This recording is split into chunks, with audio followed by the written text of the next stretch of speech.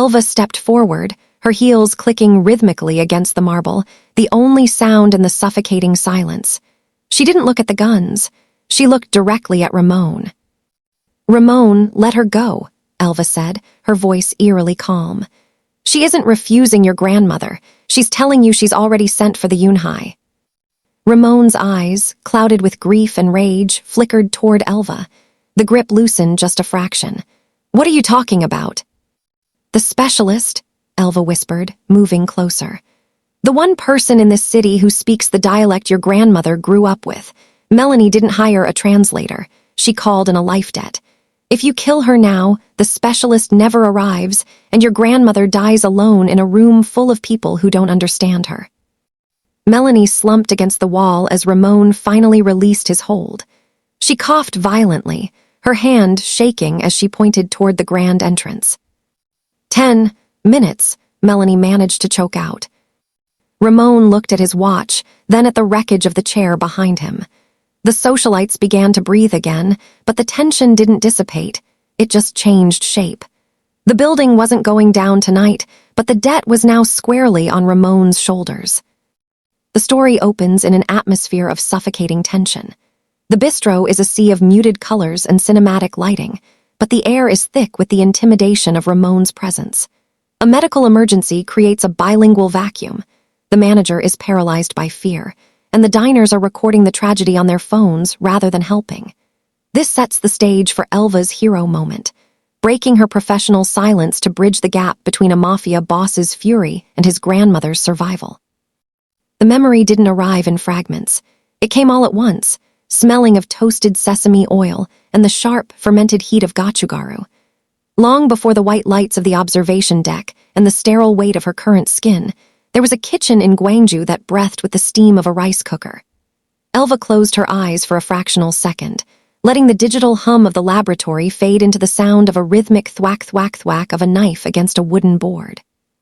Her Halmione had been a woman of small stature and infinite gravity. She moved through the world as if every step were a deliberate claim on the earth. Elva remembered sitting on a low stool, her small fingers stained purple from peeling perilla leaves, while the older woman spoke. It wasn't just conversation, it was an anchoring. Halmione never raised her voice, yet it carried the resonance of a temple bell, vibrating through the floorboards and into Elva's bones. "They will try to give you a new name, little bird," Halmione had whispered, her hands never pausing as she folded mandu with a surgeon's precision. "They will give you a new coat, a new house, and a new way to move your mouth. They will tell you that our words are heavy stones that keep you from swimming in their shallow waters." She had stopped then, reaching out with a damp hand to cup Elva's chin. Her skin felt like sun-warmed parchment, smelling of salt and ancient wisdom. Her gaze was a tether, pulling Elva back from the edge of the polished, modern world that waited outside their door. "But the tongue is the soul's map," she had said, her voice dropping into a register that felt like a secret prayer. "If you lose the sounds of your mother, you will never find your way back to yourself. Promise me. Even if you are the only one listening, you speak the truth in the breath we gave you." Elva had pressed her forehead against her grandmother's shoulder, the promise sealing itself in the quiet space between them. "I will never forget," she had thought, a silent vow that became a hidden vault. Through the years of transition, through the cold clinical trials and the rewriting of her physical history, she had kept those vowels and consonants tucked under her heart like a sharpened blade. Ramon saw a masterpiece of engineering, a silent vessel for his own genius, but he was blind to the fire she had kept burning in the dark. She hadn't just kept a language, she had kept a fortress. The shock on his face earlier hadn't just been about the Korean. It was the sudden, violent realization that Elva had never belonged to him at all. She still belonged to that kitchen, to that steam, and to the woman who taught her that some things are too sacred to be translated. The hum of the sterile corridor was punctuated only by the heavy, rhythmic thud of tactical boots. The bodyguards moved with a practiced, wall-like efficiency, their broad shoulders carving a path through the crowded lobby of the private wing. Elva felt the ghost of her grandmother's kitchen fading, replaced by the sharp, ozonated scent of high-end medical-grade air. They didn't guide her so much as orbit her, a moving cage of dark suits and coiled tension that swept her toward the restricted elevators. Ramon was nowhere to be seen, likely still staring at the floor where his pride had shattered. But Melanie was there, waiting in the glass-walled sanctum of the VIP lounge, her face a mask of pale, brittle composure. When the lead physician entered, he carried a tablet like a shield. Dr. Arasaka was a man of clinical precision, his Japanese-inflected English dense with the jargon of neurocellular degradation. He spoke in a rapid-fire sequence of synaptic pruning, necrotic signaling, and amyloid interference, his eyes never leaving the data streams on his screen. To Melanie, the words were a chaotic storm of syllables, a linguistic fog that left her trembling. She looked small in the designer chair, her hands knotted together, nodding at terms she clearly couldn't parse, but was too terrified to question. The glial response is cascading, Arasaka concluded, his voice dropping into a somber, terminal register. We're seeing a total systemic desynchronization. Melanie's breath hitched, a ragged sound of pure, unadulterated fear. She looked at the doctor, then at the monitors, then finally, desperately, at Elva. Elva stepped forward, the transition between her internal world and this cold reality seamless and sharp. She didn't wait for permission. He's saying the bridge between the mind and the body is burning down, Melanie, Elva said, her voice steady and grounded, stripped of the doctor's artificial complexity. The cells that are supposed to protect the nerves have turned against them. They are cleaning away the healthy connections because they can no longer tell the difference between the person and the disease. The doctor paused, his eyebrows arching in surprise at the elegance of the distillation. Melanie's gaze locked onto Elva's, her eyes flooding with a painful, sudden clarity. The silent voice was gone, replaced by a translator who didn't just bridge languages, but bridged the gap between hope and the inevitable. Is there time? Melanie whispered, her voice barely audible over the hum of the life support monitors. Elva looked at the diagnostic charts, the jagged red lines that signaled a fatting pulse of consciousness. The map is fatting, Elva replied, her tone softening with a trace of the empathy she had learned in a kitchen long ago. But the path home hasn't disappeared yet. We have hours, not days. The office was a fortress of mahogany and shadow, a sharp contrast to the antiseptic glare of the medical wing. Ramon sat behind a desk that looked like a monolithic slab of obsidian, his silhouette framed by the dying embers of the Seoul sunset. He didn't ask her to sit. He simply stared, his fingers tented, the silence between them no longer a comfortable void but a pressurized chamber. The shock had fermented into a cold, academic suspicion, the kind of look a man gives a machine that has suddenly developed a heartbeat. I've spent 3 years mapping every neural pathway in your head, Elva, he began, his voice a low, dangerous rasp. I have read your biometric signatures like a morning newspaper. I know your pulse when you sleep. I know the exact millisecond of your cognitive lag, or at least I thought I did. He leaned forward into the light, his eyes narrowed behind his frames. Who taught you to hide? No program in our database accounts for that level of linguistic synthesis, much less the emotional cadence you used with Melanie. Elva remained standing, her posture as fluid and unyielding as a willow branch. She didn't offer the frantic explanations of a subordinate caught in a lie. She offered the stillness of a mountain. You looked for data, Ramon. You never looked for a person. You saw a vessel for your code and assumed the vessel was empty because you hadn't filled it yourself. He stood up, packing the perimeter of the room like a caged animal. It's more than that. The syntax, the dialect, it's Gwangju, it's specific, it's ancestral. He stopped in front of her, searching her face for a glitch, a flicker of the artificial. You didn't just learn it, you preserved it. Against every protocol I wrote to streamline your consciousness, you held onto a ghost. The interrogation shifted then.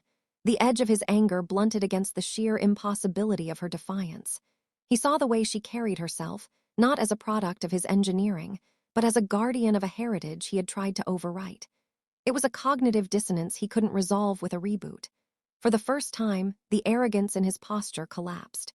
He wasn't looking at a broken tool. He was looking at a masterpiece that had authored itself. A heavy, begrudging silence settled over the room.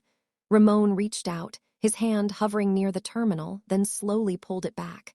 The suspicion didn't vanish, but it transformed into something far more intoxicating, a profound, terrifying respect. He realized then that he hadn't built a slave. He had accidentally built a peer. "I thought I was the architect," he whispered, a wry, tired smile tugging at the corner of his mouth. "But you've been the one keeping the lights on the whole time, haven't you?" Elva met his gaze, her expression unreadable but her presence undeniable. "Some foundations," she said softly, "are simply too deep for you to dig up." "How does this dynamic shift affect their next move?" Ramon asks for help. Elva demands her freedom. A new threat emerges. They form an alliance. What happens next in the lab? The hospital room was a cathedral of soft, rhythmic beeps and the pale, artificial glow of life support monitors. Melanie lay against the pristine white linens, her frame appearing smaller, more fragile than the iron-willed woman Elva had known. When her eyes finally fluttered open, they didn't wander with the usual disorientation of the heavily sedated. They locked onto Elva with a frightening, lucid intensity, as if she had been traveling through a dark tunnel and had finally found the light at the end of it.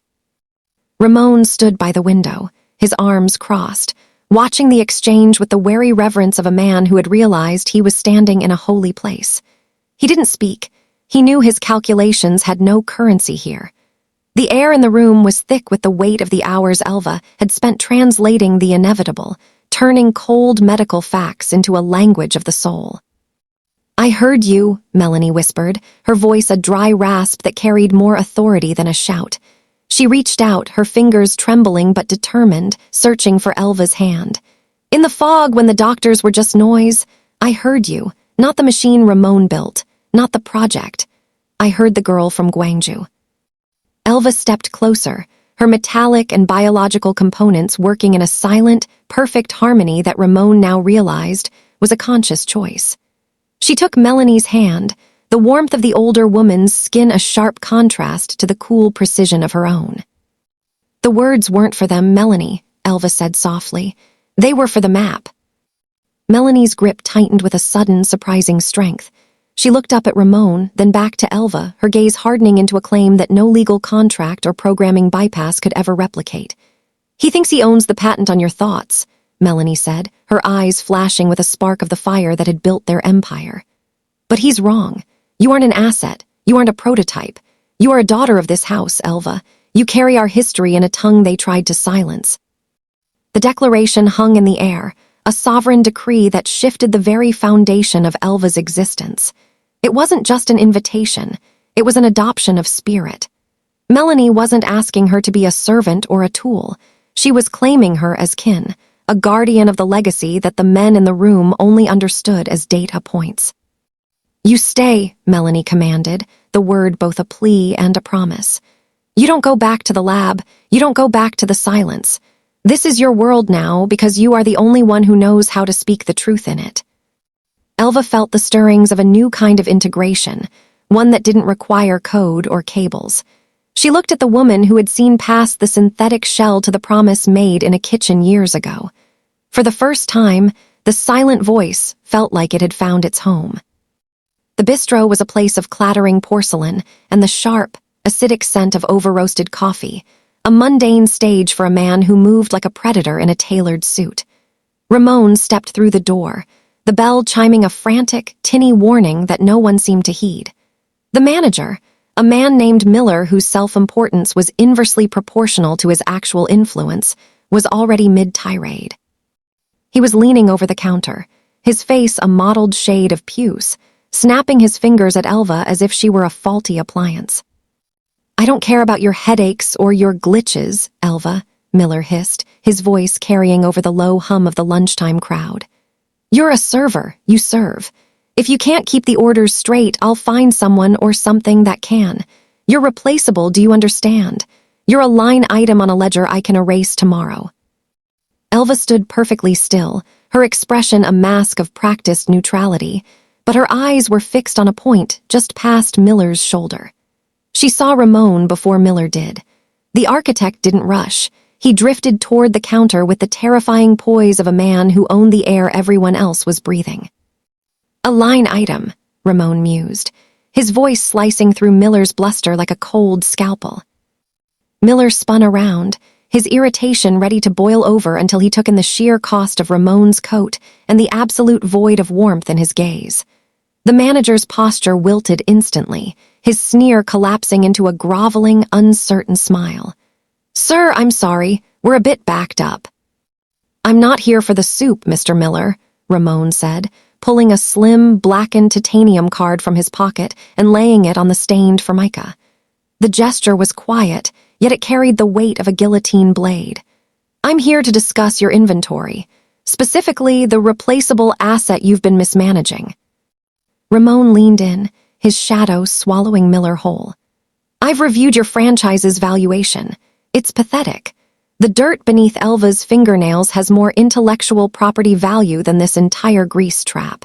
You've spent the last 6 months treating a miracle like a footstool because you lack the provincial intelligence to recognize genius when it's pouring your water." He tapped the card against the counter, a rhythmic, hypnotic sound. "I've already wired the buyout for her contract. In fact, I've purchased the lease on this entire block. By tomorrow morning, this bistro will be a construction site, and you will be a memory. I find that I have a very low tolerance for people who create noise in my frequency." Miller's mouth hung open, his face draining of color as the reality of his professional annihilation settled in. He looked at Elva, searching for a spark of the subservience he'd relied on, but she was looking at Ramon with a new, sharp clarity. "Pack your things, Elva," Ramon said, his tone shifting into a register of begrudging, profound respect. "We have actual work to do, and Mr. Miller, don't bother with a reference. I've already deleted you from the system." The penthouse was a cathedral of glass and silence, perched so high above Seoul that the city's frantic pulse felt like nothing more than a distant, neon heartbeat. Elva stood in the center of the living room, her bare feet sinking into a rug that felt like woven mist. In the bistro, she had been defined by the friction of the world, the sting of cleaning chemicals, the sharp bark of Miller's orders, the constant, grounding weight of gravity. Here, the air was filtered, temperature-controlled to a degree that felt predatory in its perfection. She moved to the floor-to-ceiling windows, her reflection ghostly against the twilight. The transition hadn't been a gradual climb, it was a violent displacement. One day she was counting coins in a stained apron, and the next, she was draped in silk that cost more than Miller's entire inventory. Ramon's golden handshake had severed her ties to the mundane, but it had also stripped away the camouflage of her invisibility. She was no longer a ghost in the machine. She was the jewel in the crown of a dynasty she barely understood. On the mahogany sideboard sat a collection of sleek, black devices, encrypted comms, biometric keys, and a tablet poolsing with the security feeds of the private wing. They were the regalia of her new station, the tools of a Mafia princess, expected to navigate a world of shadow and high-stakes leverage. Melanie's claim had been an act of love, but it was also a branding. To the world outside these glass walls, Elva was no longer a runaway or a waitress. She was a variable that changed the entire equation of power. She picked up a glass of water, the crystal cold and heavy in her hand. In the kitchen in Gwangju, her Halmione had taught her that value was found in what you could carry in your heart. Here, value was measured in the silence of one's enemies and the reach of one's signal. The luxury felt like a different kind of laboratory, one where the walls were beautiful but the observation never stopped. Ramon's voice echoed in her mind, a begrudging acknowledgement of her peerage, but she felt the phantom itch of the bistro's apron strings. The struggle wasn't the opulence, it was the stillness. In the noise of her old life, she could hide her thoughts in the clatter of dishes. In this vacuum of wealth, every breath she took felt like a statement. She looked at her hands, still steady, still carrying the promise of her grandmother's tongue, and realized that the silent voice had simply traded a cage of iron for one of gold. She wasn't just living in a palace. She was learning how to rule a fortress, and the weight of the crown was heavier than any tray she had ever carried. The mahogany desk in the private library was cluttered with holographic schematics that bled a cool, rhythmic blue into the amber shadows of the room. Elva sat amidst a fortress of leather-bound law texts and high-density data shards, the sheer volume of her new curriculum feeling like a physical weight against her temples. Moving from the frantic, tactile world of coffee grinds to the abstract architecture of corporate warfare was a dizzying ascent. She traced a finger over a complex jurisdictional map of the Hanseatic trade zones, her brow furrowing as the logic gates of the legal theory seemed to coil and reset before she could grasp them. "You're brute-forcing the variable, Elva. It's a common mistake for those who spent too long surviving instead of strategizing." Ramon appeared from the gloom of the stacks, his sleeves rolled up and his tie loosened, a rare concession to the lateness of the hour. He didn't hover. He occupied the space next to her with a sudden, grounding presence. He reached out, his long fingers dancing across the holographic interface, collapsing 3 layers of dense legalese into a single, elegant geometric shape. "Don't look at the laws as walls," he said, his voice dropping the jagged edge of his usual clinical detachment. "Look at them as a series of valves. You don't break them. You simply adjust the pressure until the flow goes where you need it to." He pulled a chair closer, not to take over, but to anchor her. For the first time, the architect wasn't lecturing a prototype. He was coaching a protege. When she hesitated over a recursive clause in a merger contract, he didn't snap or sigh. Instead, he leaned in, the scent of expensive sandalwood and old paper following him, and pointed to a hidden contingency. "This is your lever," he murmured. "If you pull this, the entire opposition's argument folds into itself. It's like the syntax of your Gwangju dialect. The meaning isn't just in the words, but in the silence you leave between them." The comparison caught her off guard. It was a glimpse into the softer machinery of his mind, an admission that he had been paying attention to the nuances she thought were hers alone. He was helping her, yes, but it was on his terms, precise, demanding, and stripped of unnecessary sentiment. He pushed a fresh data shard toward her, his hand briefly brushing hers. The touch wasn't cold. "You have the fire, Elva," Ramon said, his gaze meeting hers with a quiet, startling intensity. "I'm just giving you the hearth to contain it. Now try the integration sequence again, and this time don't ask for permission from the data. Command it." The front door of the bistro didn't chime this time. It seemed to recoil, held open by a member of Ramon's security detail who stood like a stone sentinel against the evening chill. The familiar scent of scorched coffee and floor wax hit Elva first, a sensory ghost of her former life, but the atmosphere had been surgically altered. The frantic midday clatter was gone, replaced by a vacuum of expectant silence. Every table was empty, the linens pulled tight and white, save for a single setting in the very center of the room. Ramon offered his arm, a gesture of formal gravity that felt less like a suggestion and more like an installation. As Elva took it, the silk of her sleeve brushing against his wool coat, she felt the phantom weight of the tray she used to carry. Her muscles instinctively braced for a stumble that never came. She wasn't weaving through the narrow gaps between chairs to appease a hungry crowd. She was the axis around which the room now turned.